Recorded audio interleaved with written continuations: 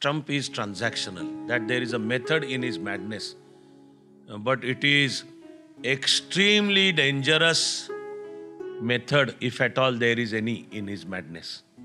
The president of USA saying that USA will occupy Gaza Strip, man, come on. Donald Trump wants to retaliate that, so he comes up and says, now we want to take the Panama Canal back. The monstrous nature of US president demanding Greenland. Trump in person and the Republican Party in USA just doesn't believe in global warming.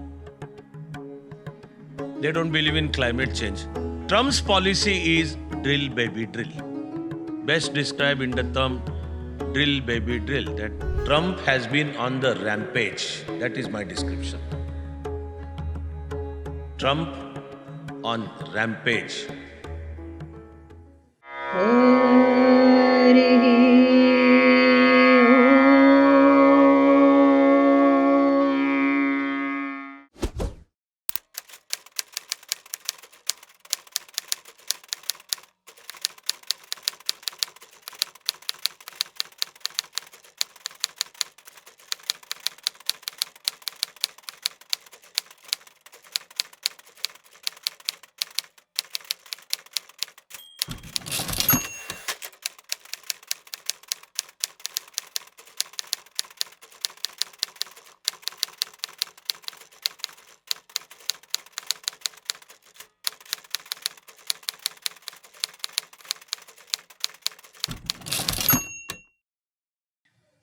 What is absolutely already affecting global economy is American voters choosing Donald Trump as the president. That was like November 5, 6, 2024. Since then, Trump has been on the rampage. That is my description. Trump on rampage. People call him transactional. What they mean is, there is a deliberate style. Another good description could be the so-called method in madness, that he speaks very aggressively, that he pitches his demands very high. That is his method of pushing the adversary on to defensive, and pitch demands very high before the negotiations begin, so that the adversary is in a defensive mindset and comes up with some compromise program, and that then Donald Trump as a person, right now as president, and US as a country, then has its own way, gets his way, and what it finally gets away with is above even what US expected. So they say Trump is transactional, that there is a method in his madness, but it is extremely dangerous method, if at all there is any in his madness. He did contest the election on the point of immigration. I don't think anyone will deny that it's a major issue for United States of America. And massive illegal immigration, while no one knows how much it is, knowledgeable people say it is between 15 to 20 million illegal immigrants into US. For a country like US with broadly the population to the tune of about 30 crore, this is massive influx of illegal immigrants. It also has political connotations. And then it is not only illegal immigration, with it drugs come in. The whole human trafficking gathers space. The young generation is driven to drugs, creating dangerous future for America. Therefore, immigration becomes a major issue. Then Trump also makes the issue of tariffs into a major global issue. Essence of his argument is that the world is ripping America apart. the world is having favorable tariff terms from America. To cut a long story short, what Trump is arguing is that on American goods or services in world market, various countries levy high tariffs. While contrarily, when America lets other countries sell their goods and services in American markets, America offers very favorable and very low tariffs. The simple consequence is American goods and services become costlier in global markets, while the rest of global goods and services become cheaper in American markets. It finally ends up in America having a negative balance of trade and a negative balance of payment. There also, to cut a long story short, the simple consequence is America bleeds. More dollars flow out than the dollars that come in. So Trump wants to make this issue of tariffs also. And he keeps his word. On the very first day he is sworn in, the first order he passes is declaring emergency on the southern border and deploying military to tackle the question of immigration. Then he also imposes tariffs on Canada in the north, Mexico in the south, and China. Heavy tariffs. India is not included in that first list. But we would be dangerously disorganized if we think that Trump will spare India. Trump will not spare India. BRICS had contemplated a concept of launching its own currency and then its own bank. That was understood as one more step in the direction of a process called de-dollarization. That the grip of dollar over world economy needs to be reduced. America is the strongest economy in the world, while America is in trouble right now. Economically also America is in trouble. I know I'm going to explain that point. But dollar continues to be the major global currency. Every country maintains a currency basket. And the countries may choose to maintain their foreign exchange reserves in dollars, pounds maybe if they were a British Commonwealth country, euro if they have close relations with Europe, Chinese RMB, their international currency is called RMB. You may pronounce that as yuan also, but in Chinese economy there is this slight subtle difference between the two. Internally it's called yuan, but its global currency is called renminbi, RMB. Renminbi means people's currency. But various countries in the world have begun to maintain their foreign exchange reserves in Chinese currency also. But of course, dollar wants to dominate, because as long as dollar dominates, America dominates. And it's a two-way relationship. As long as America dominates, dollar dominates. So of course, Trump doesn't want a currency to come up as a challenge to dollar.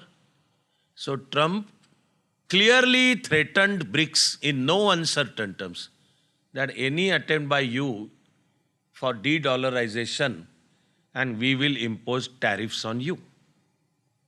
Then our Minister for External Affairs sort of goes out of the way to even explain that India never stood by de-dollarization. But Trump makes an issue of tariffs also, saying India rips us apart. India levies heavy tariffs. So he says, Indians come in and steal our jobs. I will not let Indians come in. So enter the question of H-1B visas. Then among those rare countries, India happens to be the only country which voluntarily accepted that if you find illegal Indian immigrants into USA, we are ready to take them back. The number is supposed to be between 18,000 to 20,000.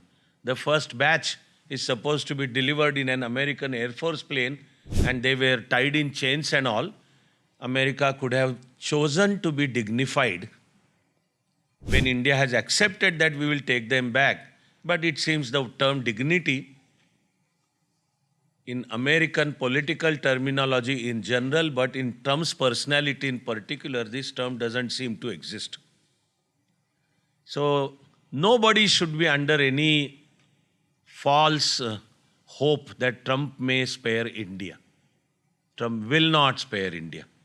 But these are only negotiating gestures. Think of the president of USA saying that USA will occupy Gaza Strip, man. Come on.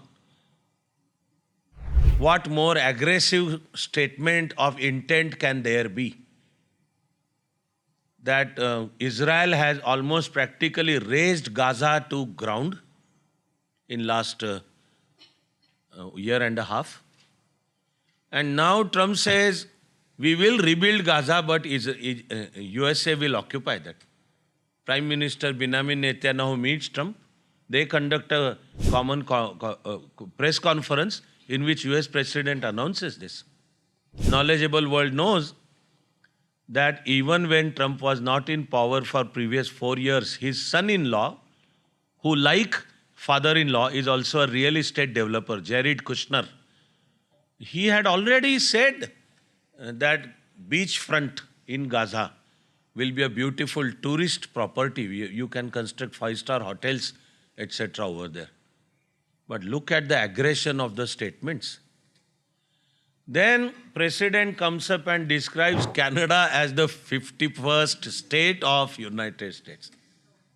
This doesn't just remain a tweet or a funny quote. When he meets Prime Minister Justin Trudeau in person, and Trudeau complains about Trump's plan to levy tariffs on Canada, then to his face, President says, there is a very simple solution. You just join United States of America as 51st state. Think about it. I don't know how far Trudeau is shocked or everything, but then Trudeau goes back and President Trump persists with this description of Canada as 51st state. And then the tariff war begins. He does levy tariffs and Canada retaliates by levying tariffs on American products. Think of Panama Canal, originally constructed by America, and geopolitically speaking, it is an important one because it connects the Atlantic Ocean with the Pacific Ocean. In absence of Panama Canal, all trade and commerce will have to travel across the entire Atlantic coast of southern American continent, go to the, practically it's the tip where Antarctica begins, then turn into Pacific. What a long way, and it will cost all trade and commerce. So the whole idea of Panama Canal, originally constructed by America, originally run for many years by America, and then handed over to Panama. Now Trump comes up and says, we had handed it over to Panama for Panama to run it, not for China. He says it is China that is running it. We need to understand that China has already risen as a world power, politically and economically both, which now has begun to see eyeball to eyeball with United States of America. If American GDP is approximately $27 trillion, then Chinese GDP in dollar terms is approximately $17 trillion. But these are dollar terms. If you take into consideration the concept called purchasing power parity, PPP, okay, then PPP-wise, even Chinese economy is now equal to American economy. Chinese per capita GDP may still be low, but China is already that powerful. And therefore, America wants to contain China with various diplomatic, economic, political measures. Therefore, enter Quad, enter AUKUS, and China wants to secure what are called as 5 choke points in the Indian Ocean. They are the ones if they are choked, in the event of hostilities with China, there are these 5 choke points. And global trade and commerce can be choked, that is stopped at those points. Among them, from Chinese point of view also, the most important choke point is Singapore, Straits of Malacca. Entire Chinese trade travels across that. It is under American domination. And in the event of when push comes to shove with China, if this choke point is indeed choked, China will begin to gasp for breath. That's the reason China wants to dominate the South China Sea. Therefore, the so-called 9-dash line. And USA doesn't want that to happen. Therefore, they begin to describe what can geographically, objectively called the Western Pacific as Indo-Pacific, the area where Indian Ocean and Pacific Ocean meet. And as a counter to China, USA begins to see and develop relation and prop up their, so to say, India, the only country which has a potential to stand up to China. Therefore, USA begins to perceive a role for India in Indo-Pacific. So this is the global game of chess going on. In order to sort of counter these policies, China seeks to dominate the Panama Canal. Come on, if you choke us at Malacca, we are going to retaliate by choking you at Panama Canal. And Donald Trump wants to retaliate that, so he comes up and says, now we want to take the Panama Canal back. The so-called legal argument is that we had handed it over to Panama for them to run it, but now China is running it and it is counter to our interests, so we will take Panama Canal back. Come on. Colombia tries to resist these immigration policies first, but then USA takes trade measures against Colombia, and within less than 24 hours, the Colombian president falls in line. So also the Mexican president falls in line. You think of the monstrous nature of US president demanding Greenland. His demand is because we need it. Greenland, we need it, so we'll take back. It is, so to say, part of Denmark. But Denmark conferred total internal autonomy on Greenland. It's a huge island in North Pacific, on and just outside the Arctic Circle. And America says, otherwise Russia and China also are threatening our security interests, so we want Greenland. So he says, I'm ready to buy it. That we will take over Greenland because we need it, because the security interest and all. Trump in person and the Republican Party in USA just doesn't believe in global warming. They don't believe in climate change. According to them, the whole environment of the earth undergoes cyclical changes, and this is only a part of cyclical changes. It has nothing to do with anthropogenic factors in global warming. It could be the solar magnetic winds, it could be the cyclical moves, etc., etc. So while actually the whole world has been worried about the future of entire humanity, increasing instances of extreme weather events, the Republican Party and Donald Trump, they just don't believe in this. So even in his first tenure, he had made this a political issue in the presidential election also, that if elected, I will get America out of the Paris Agreement. He got elected, he got America out of Paris Agreement. Biden reinstated America, but here is President Trump drawing America out of the Paris Agreement. All targets in Paris Agreement are out of the window, thrown out of the window.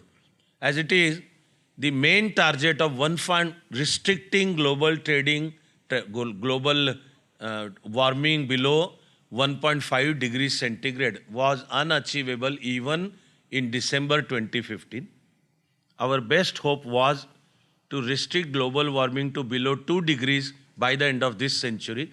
But the moment America walks out, it is absolutely impossible. There also, to cut a long story short and share a thumb rule with you, even with whatever all the countries had said we will do, the global warming was supposed to reach 3.6 degrees by the end of 21st century.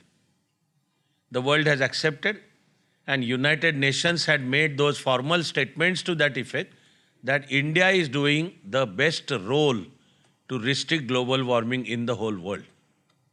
Even as we are world's fastest growing major economy, we are developing our economy in such a way that the carbon footprint is actually reduced. It's about alternative sources of energy, etc., etc. But the Secretary General of United Nations, Antonio Guterres, is on record having said a couple of months ago that if the whole world, every country in the world, contributes in the same proportion in which India is contributing, Guterres said we will be able to restrict global warming to below 2 degrees. So that is a role India is playing. In a way, it won't be wrong, or it won't also be an exaggeration to describe that India is showing a path. India is actually leading. But Trump's policy is drill, baby, drill. Best described in the term drill, baby, drill, that we don't believe in all this. We are out of it. And America sits on massive sources of natural gas also and petrol also. Among many major resources in Alaska, these are supposed to be big resources below the ice in Alaska. So, the policy of business as usual. So, drill, baby, drill. Remember that America is today world number 1 in oil production, not Saudi Arabia. It is America that is at number 1. America can practically dictate terms to oil prices in the world. So when Trump says drill, baby, drill, it means America is going to increase oil and natural gas production in the world, which means supply increases. In that proportion, the prices are bound to come down. America wants to keep those prices low because the main oil for engine of American economy itself is oil and natural gas. What is therefore generally forgotten, I'm myself as an eternal student in me studying all these issues. When it comes to Greenland, what is not being discussed is that actually Greenland is going to benefit from climate change due to global warming. So see what Trump is doing. Drill, baby, drill. We don't care. We walk out of Paris Agreement. We produce as much oil and natural gas as we want. Okay? And then should these extreme weather events begin to take place, it is actually Greenland that is going to turn into a normal, fertile land. And now Trump says we are going to dominate that. We want it. We are ready to buy it. You tell us the price. I'm ready to give you 3 times the price, but we are ready to buy it. Policies of like Trump on Rampage.